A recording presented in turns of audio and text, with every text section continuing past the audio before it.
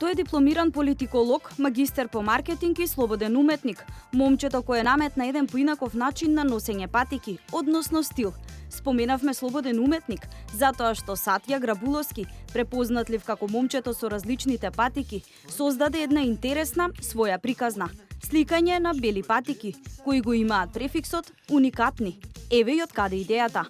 Мојата идеја тргна веројатно 15 на години назад, кога сам почнав да си цртам мои патики за кошарка.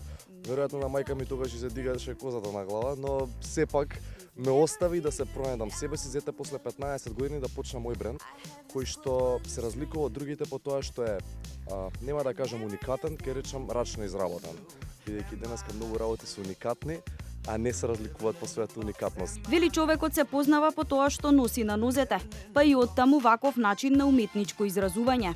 Се работи за рачно цртани патики кои што ги дизајнира тимот на ЕС и кои што по ниту еден основ не е можно да се уништат или да било какво штетување да им се случи, секако во рамките на нормалната употреба на обувки.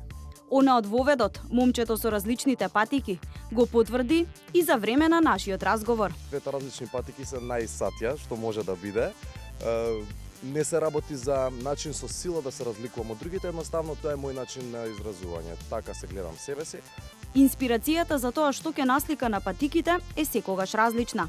Конкретно, третата серија на Signature беше инспирирана од небото, од начинот на размислување кој што секогаш треба да биде позитивен, од насоката во која што се движиме, која што секогаш треба да биде напред, од љубовта, од сочувството, од сакањето на блиските, значи сите оние работи кои што не прават подобри луѓе. Каква беше реакцијата на средината за неговите први насликани патики? И првото прашање беше од каде, а второто прашање беше зошто баш ова? Мојот одговор беше бидејќи се сметам за еден тип на Дон Кихотовец кој што ако нешто не направи цел живот ќе се кае зашто не го направил. Така да верувам дека со ова давам само поттик сите оние кои што можеби ето до сега немале храброст да пробаат, да се охрабрат, да направат нешто што ќе покаже кои се тие, а луѓето верувам дека со задоволство ќе го прифатат, бидејќи се помалку луѓе се вистински го покажуваат своето лице и кои се навистина. Иако на прв поглед тоа изгледа едноставно, Сатја ќе каже: ова се текстилни бои кои што ги нарачуваме од Америка, од други страни на светот и кои што генерално се бои кои не можат да се текстилни бои кои што не можат да се оштетат од обично носење. Но техниките се различни, значи сликање со четка, сликање со специјални перманент потенциометри и така натаму.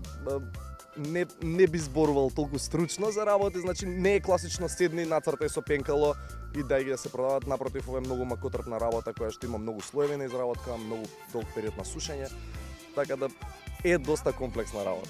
Не е сам во создавање на брендот, зад него има и креативен тим. Во моментов сме 6 луѓе и многу интересно што се работи за профил на луѓе кои што многу се разликува од човек до човек, се работи за слободни уметници, луѓе кои што се супер за социјални медиуми, луѓе кои што се многу комуникативни, луѓе кои што само пуштаат музика, луѓе кои што се добри за правење бизнис планови, но и луѓе кои што едноставно се тука за да искажат поддршка бидејќи се работи за проект кој што до сега нема налик во Македонија, зашто се надам дека ќе се промени бидејќи една од целите на Signature е да предизвика што повеќе луѓе да почнат да се изразуваат слободно и да избегаат од естетско сивило кое што не окружува.